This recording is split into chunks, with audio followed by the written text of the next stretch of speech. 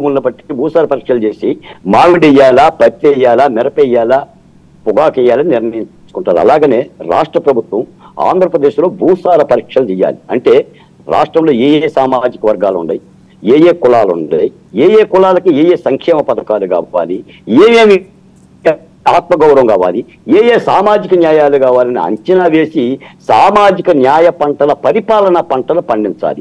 అది పండిస్తే ఈ కూటమి ప్రభుత్వానికి తిరుగుండదు. దాన్ని సుపరిపాలన అంటారు. దానికోసమే మేము ఆశించాం, దానికోసమే మేము ఆశపడ్డాం. అలాంటి పరిపాలన ఈ ఎన్డీఏ కూటమి నుంచి కూడా దక్కుతుందని ఆశపడుతున్నాం. ఓకే, నారాయణమూర్తి గారు మీ వెర్షన్ ఏంటి? నేను ఏమంటానంటే వర్మ గారు, ఇప్పుడు ఛానల్లో ఏదైనా న్యూస్ రావడం వేరు, కానీ ఇదే పదే పదే పదే ఒక ఛానల్ పదే పదే వికృతంగా నవ్వుకుంటూ, వికృతంగా ఆనందిస్తూ, వికృత ఆనందాన్ని, పైచాచిక ఆనందాన్ని పొందుతూ దాన్ని ఎలాబరేట్ చేసి ఆ అమ్మాయి మీదే కేవలం అమ్మాయిని చెప్తూ, ఆ అమ్మాయి ట్వీట్ చేసిందట, ఆ ట్వీట్లో వెన్నుముక అన్నదట, వెన్నుముకంటుందని అని చెప్పేసి వాళ్ళు నవ్వుకుంటూ మాట్లాడుతూ ఉంటే నాకు నిజంగా గుండె ద్రవీభవించింది. ఎంత అవమానంగా ఫీల్ అయ్యానంటే, నేను ఒక బీసీని, ఆమె ఒక ఎస్టీ మహిళ, మన కోటయ్య గారు ఒక సామాజిక వర్గం, లేదంటే రమణారెడ్డి గారు ఒక సామాజిక వర్గం. నేనేమంటానంటే అంత వికృతంగా ఇప్పుడు న్యూస్లో చదువుతుంది పోనీ అనుకోవచ్చు, అది ఏ వర్గం, ఏ కులం, ఏ మతం అని పక్కన పెట్టండి కాసేపు. అత్యంత జుగుప్సాకరంగా వికృతంగా ఆ సునకానందం పొందుతూ ఉంటే నేను ఎందుకో చూసా, ఓపెన్ చేసి, నాకంత టైం ఉండదు ఛానల్స్ పెట్టేది, కానీ నేను అది ఓపెన్ చేసి చూస్తే అంత అవసరమా అంటాం ఒక ఎడిటర్ అని చెప్పుకునే ఆ అధిపతికి, ఆ ఛానల్ అధిపతికి అంత దారుణంగా. నిజంగా నేను ఏ అధిపతి అంత రావడం నేను చూడలేదు, కానీ ఆయన మరి ఎందుకు ఆ ఆనందాన్ని పొందడాన్ని అనిపించిందో, ఇట్లాగే ఉండాలని ఎందుకు అనిపించిందో నాకు తెలియదు ఆ మహిళ మీద. ఓకే, ఆమె ఇష్టం, ఏదో అది తప్ప ఒప్ప అనేది సెకండరీ. ఆమె చెప్పింది, నన్ను టార్గెట్ చేస్తా ఉన్నారు, నన్ను హింసిస్తా ఉన్నారు మానసికంగా, నేను బలవన్మరణం పొందిన కూడా దీని కారణం మీరే అవుతారని కూడా చెప్పిన తర్వాత మళ్ళీ పెట్టారంటున్నాను. ఏమంటానంటే ఇంకోట అది పక్కన పెడదాం, మళ్ళీ ఛానల్లో పెట్టి మళ్ళీ ఏమనుకున్నావురా నేనంటే, నువ్వు మాట్లాడతావా అని మళ్ళీ మాట్లాడతాను నేను, నువ్వేం చేస్తావు అంటే అక్కడ పంతాలు వాదోపవాదాలకే పోతున్నాడు కానీ ప్రెస్టేజ్గా తీసుకున్నాడు, కానీ ఒక మహిళ యొక్క హక్కుని చూడలేదు. అదే విధంగా ఆమె పడుతున్న విజయసాయి రెడ్డికి కొంచెం బుద్ధి చెప్పండి. ఆ ఉద్దేశం మీ విజయసాయి రెడ్డికి కొంచెం బుద్ధి చెప్పు. ఆ విధంగా మాట్లాడబాకు విజయసాయి, అది పద్ధతి కాదురా బాబు, అది మర్యాద కాదురా బాబు. ఒక మహిళ జీవితంతో ఆడుకోబాకురా నాయనా అని మీ విజయసాయి రెడ్డికి చెప్తే ఇంత దూరం అసలు వచ్చిండేది కాదు. అదే ఇక్కడ మాకు అడ్వైస్ కాదు, నువ్వు మీ విజయసాయి రెడ్డికి చెప్పు. అదే పిచ్చి బందా ఛానల్ అమ్మాబూతులు తింటే వాళ్ళు ఏం చేస్తారా, మళ్ళీ మనమే కదా పడేది అని నువ్వు చెప్పబోయా. పోయి ఇక్కడ వచ్చి నీతులు మాట్లాడటం కాదు, మళ్ళీ ఇక్కడ వచ్చి నీతులు మాట్లాడటం కాదు, అర్థమైందా? నీ ఏలు కింద పెట్టమని నీ ప్రభుత్వం లేదు, బొక్కలు ఏం చూపిస్తున్నావు? ఇప్పుడు ఏలు చూపిస్తున్నావు, ఏం బలిసిందా? బలిసిందా? చూపిస్తున్నావు మా అధికారం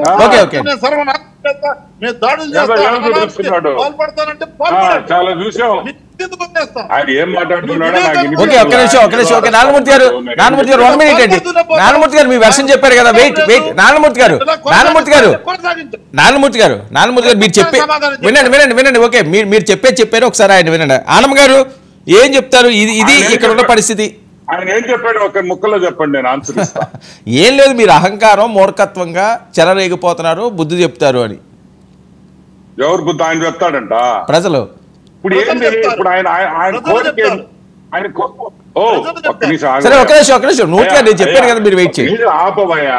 ఇప్పుడు ఏంది? ఇప్పుడు నారాయణమూర్తి మీద మేము హింసకాండ చేయాలా, అతన్ని హీరో చేయాలా, అతని మీద దాడి జరిగితే ఆయన పెద్దోడు అయిపోతాడు జగన్మోహన్ రెడ్డి. ఇప్పుడు అదే నా ఆయన కోరిక?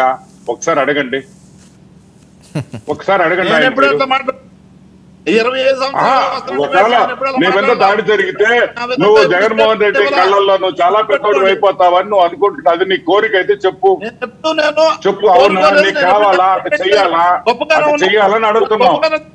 మేము రిక్వెస్ట్ పెట్టుకుంటాం, స్పెషల్ రిక్వెస్ట్ నారాయణమూర్తి వరకు మీరు ఎక్స్క్యూజ్ చేయండి, మీరు ఎక్స్క్యూజ్ చేయండి, నేనే రిక్వెస్ట్ చేసుకుంటా. ఆయన పెద్దోడు అవుతాడు జగన్మోహన్ రెడ్డి కళ్ళల్లో. ఎన్నో దాడులు ఓకే ఓకే ఓకే నారాయణమూర్తి గారు ఓకే నా స్థానం ఎప్పుడు జగన్మోహన్ ఓకే. రెడ్డి లో ఉంది, అది వేరే విషయం. ఓకే ఓకే బాలకోటి గారు ఏదో చెప్తారు. వర్మ గారు, ఇప్పుడు సహజంగా ఏంటంటే వైసీపీ ప్రభుత్వం ఓడిపోయింది, మేము కోరుకున్న ప్రభుత్వం వచ్చింది.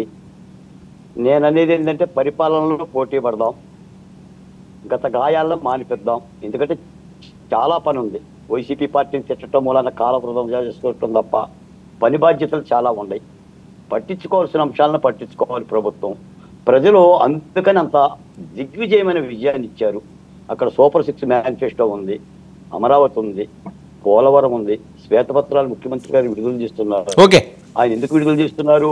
ఈ రాష్ట్రంలో ఉన్న పరిస్థితిని 2019-24 మధ్య జరిగిన విధానాన్ని దోపిడిని చెప్పి రేపు 24 కల్లా తన పరిపాలనలో జరిగిన అభివృద్ధి దానికి దీనికి తేడా చెప్పడం కోసం పరిపాలన భాగస్వామ్యంగా జవాబుదారీతనంగా చంద్రబాబు నాయుడు గారు మంచి పరిపాలన చేస్తున్నారు. దాని పట్ల దృష్టి పెడితే బాగుంటుందని. ఓకే ఓకే ఆనంద్ గారు, అనవసర వాటి మీద దృష్టి మరలి మంచి వాటి మీద రాష్ట్ర అభివృద్ధి కోసం పెట్టాలన్నది సూచన తీసుకుంటారా? బాలకోటయ్య గారు చెప్పింది 2000% కరెక్ట్. ఇప్పుడు ఆయన చెప్తున్నాడు కదా కక్ష సాధింపులు నారాయణమూర్తి, దానికి మాకు టైం లేదయ్యా, మేము చేయలేకున్నాము, మమ్మల్ని వదిలేయండి, మేము స్టేట్ మీద మేము దృష్టి పెట్టాలనేది మా వాదన. వాళ్ళేమో మమ్మల్ని రెచ్చగొట్టా కూర్చొని ఉంటాడు, దాడులు జరిగిపోతున్నాయంటే మీరు చేయటం లేదని. ఇప్పుడు బాలకోటయ్య గారు, ఇప్పుడు ప్రభుత్వం కూటమి వచ్చి నెలైంది, ఎక్కడైనా ఎవరినైనా అరెస్ట్ చేశామా? పెద్ద నాయకుల్ని ఎవరి మీద అయినా కక్ష సాధింపు కాదు, వాళ్ళు చేసిన తప్పులు 2000 తప్పులు ఉన్నాయి. ఒక్కొక్క మంత్రిని అనుకుంటే వాళ్ళు చేసిన తప్పులని తీసి అందరినీ జైల్లో వేయొచ్చు. కానీ that is not the idea వచ్చి గత ఫ్రెష్ గా స్టార్ట్ చేస్తాం, ఈ రాష్ట్రాన్ని బాగు చేస్తాం అనే విధంగా మేము పోతున్నాం. అది నారాయణమూర్తికి నచ్చదు ఆ టైప్ ఆఫ్ ఇది, ఎందుకంటే వాళ్ళకి ఇబ్బందికరమైన పరిస్థితి అది. సో నారాయణమూర్తి ఎంతసేపు రెచ్చగొట్టాడు, సో మనం ఏం చేయలేం. సో ఈ రోజు కూటమి ప్రభుత్వం బాలకోటయ్య గారు చెప్పింది 200% కరెక్ట్. నేను బాలకోటయ్య గారిని అభినందిస్తున్నా, ఎందుకంటే ఈ డిబేట్ లో ఏదైనా సెన్సిబుల్ గా ఈ రోజు బ్యూటిఫుల్ గా సెన్సిబుల్ గా ఒక పాయింట్ బాలకోటయ్య గారు చెప్పారు, వాళ్ళని అభినందిస్తున్నాను. నారాయణమూర్తి, మీరు ఎటువంటి పరిస్థితుల్లో ఒకటే గుర్తుపెట్టుకోండి, మీరు ఎంత రెచ్చగొట్టినా మేము దాడులు చేసే ప్రసక్తే లేదు. Okay okay right, thank you so much Anand గారు చర్చలో పాల్గొన్నందుకు.